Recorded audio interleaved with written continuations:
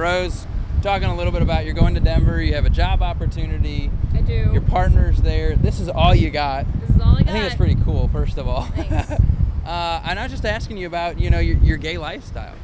Well, I think that when you're picking the person that you want to have a serious relationship with, it shouldn't matter what kind of plumbing they have. It should matter what kind of personality they have.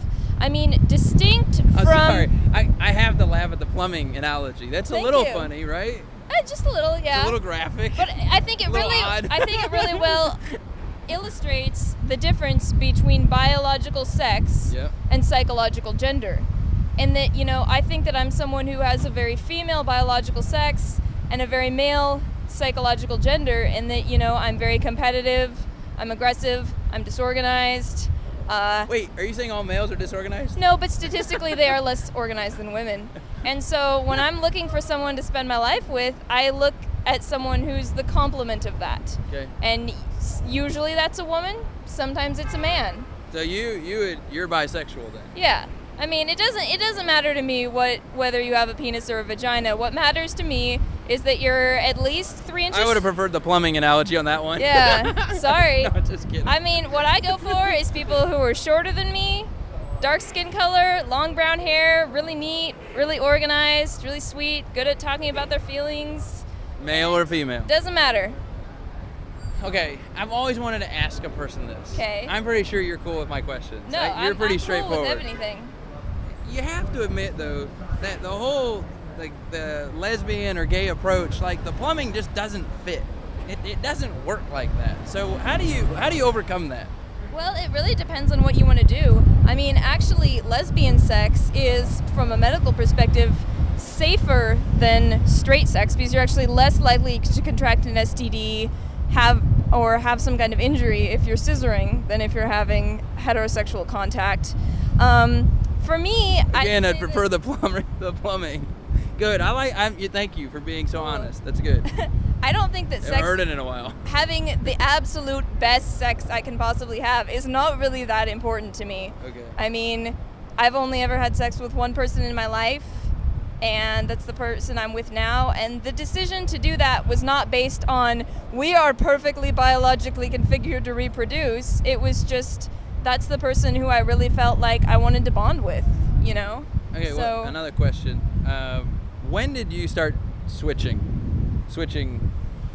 batters, hitters? I had a Teams. crush. I had a crush on Amber Snodgrass when I was 12 years old, and I wanted to be a man so we could get married. I prayed to Jesus that I would wake up the next morning and be a man so I could be Amber's boyfriend. And Jesus didn't answer that, did he? No, he didn't. But you know what? He made me. I still love me some Jesus, and I think that Jesus thinks I can do what I want with the genitalia that I have.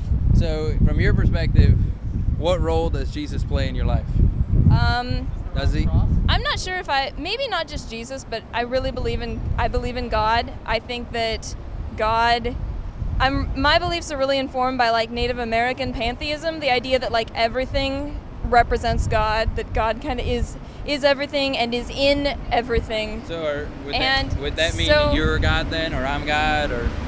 No, I think God is a creator and he's a redeemer, and I mean that's really important to me. It's weird being someone who goes to church and is also pretty gay, but I've found that a lot of people, even Christians, can be very accepting. Do you think, last question, thank you, do you think that the homosexual lifestyle, being gay or lesbian or bisexual, contradicts what it says in the Bible? Well, it really depends on your interpretation of the Bible. I feel that even the way that the Bible is translated at this point, especially references in the New Testament, are very generously translated. And that, for instance, the word in Greek, arsenokotai, which is translated to mean homosexual offenders in most current English translations, in the contemporary culture was actually used to refer to male prostitutes. So the way that biblical scholars are translating and exegeting these verses, I think is very liberal, and there is a bit of an agenda against it. And once again, in the Bible, there's a lot of laws in the Bible. In the New Testament, it says that women should not be allowed to speak in church, must always keep their heads covered, and may never wear braids. I have never met a Christian who thinks that it's wrong for women to wear braids, yet they are willing to enforce the rules that happen to be, appealing to them. I really don't see why homosexuality is an issue that so many Christians feel is that big of a deal. Here's what I'll say to this. I would say that what's happened is that Christians have taken the Bible and they've heightened certain sins over others.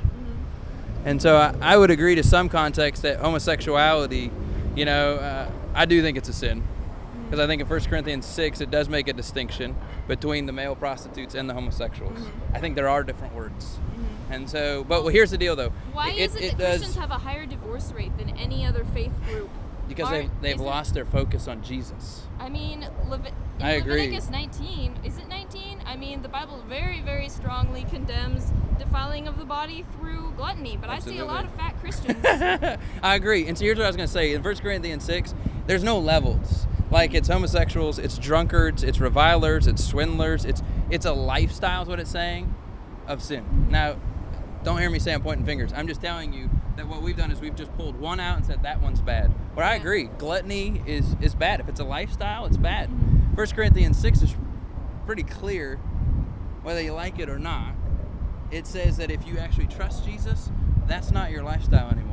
The problem is the people that you're saying, well, why aren't they living like that? Because I would say they don't look to Jesus. Well, why isn't there a verse in the New Testament that explicitly says it is wrong to be a homosexual? It does. I mean, no, we have in Corinthians, we have a criticism of homosexual offenders. Let's see, in Romans, or is it Romans that's like the laundry list where you have homosexual offenders, defilers of the body, drunkards, blah, blah, blah, blah, adulterers. Well, tell me if you don't think this is right. I want to know your opinion. I know that I think it's, and I know, isn't there one in Timothy too?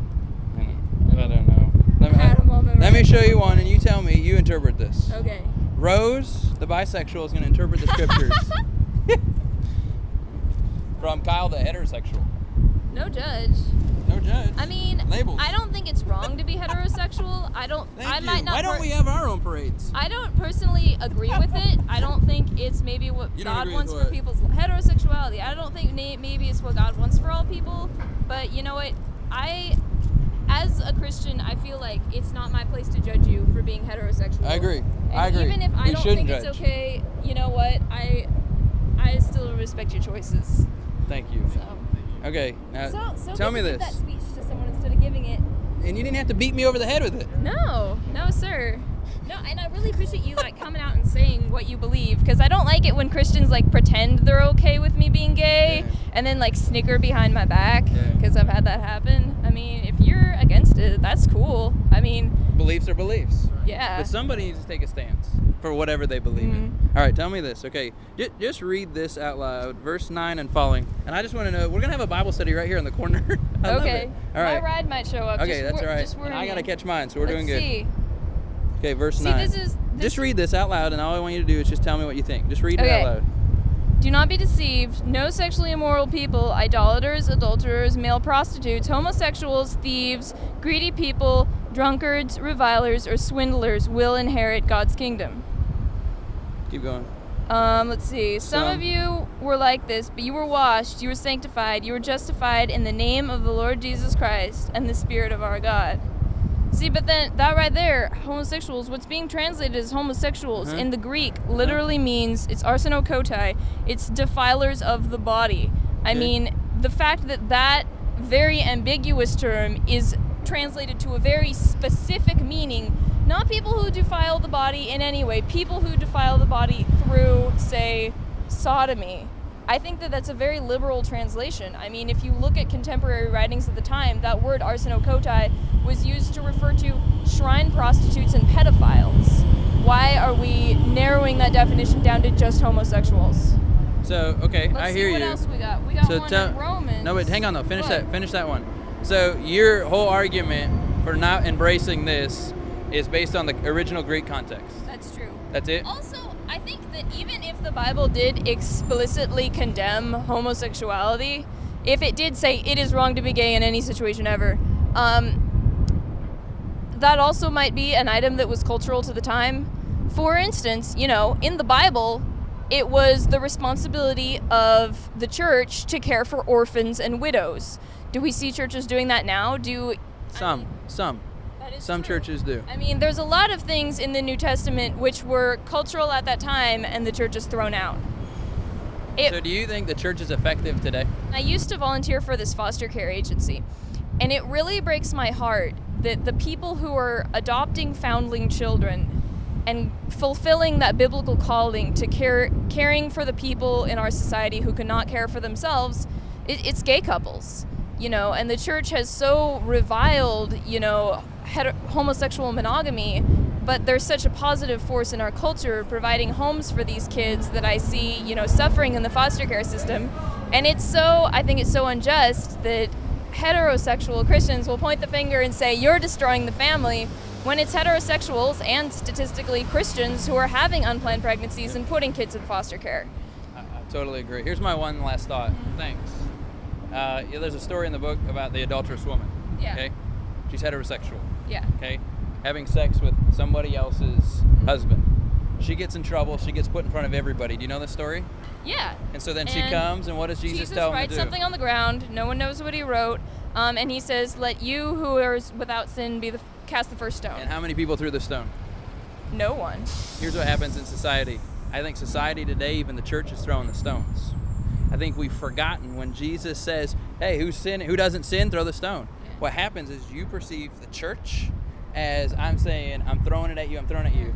Jesus bends down, and we don't know what he wrote. You're right. But what I love about it is everybody disappears. And it's something I think that every single gay person, bisexual person, fat person, drunkard person, anybody that's having a lifestyle of sin, I think they're all longing for one thing. Yeah. And that one thing is Jesus just to look them in their eyes and he says, I love you, but don't do this anymore. I have a question for you. Yeah. We have 100,000, as I think it was an FBI 2010 estimate, 100,000 women and children being trafficked as sex workers in the U.S. per year. It's happening here in Seattle. Yeah, actually Seattle has a really bad child prostitution problem. PD estimates like 700, 600 on the streets per night. Why in a culture when we have problems as heartbreaking as sexual slavery, meth, why are Christians throwing so much force into preventing people from getting married? I mean, even if you disagree with it, aren't there worse problems that you could be throwing your money at? It's one of them. I look at them all the same. And I do think you're right. We elevated the sins. That's the problem. We've elevated it. And one of the roles that I think we need to encourage Christians is to look at them all. Is that, hey, let's not just focus on the homosexual issue. Let's look at the trafficking issue that's coming in on the harbor. Yeah. So you're right. And the problem is because we're busy throwing stones and loving instead of loving people. Yeah. But you love them with the truth. But I mean, how many radio broadcasts have you done about sex trafficking as opposed to homosexuality? 0. Exactly, man. That's the problem. But I've only done one radio program on homosexuality. Oh, okay. So it's only a slight advantage. Yeah, and it's just because, unfortunately, from my limited readings, I just haven't taught on stories on sex trafficking. Not because I think it's less. But what's opened my eyes is getting out with the people, hearing your perspectives, and then going back to the church and saying, guys, in the scriptures it says we got to wake up to some of these things. Mm-hmm. So it's good to hear your thoughts. And thank you for hearing mine. Yeah. What's your name? I'm Kyle. Nice to meet you, Kyle. Rose, good to meet you.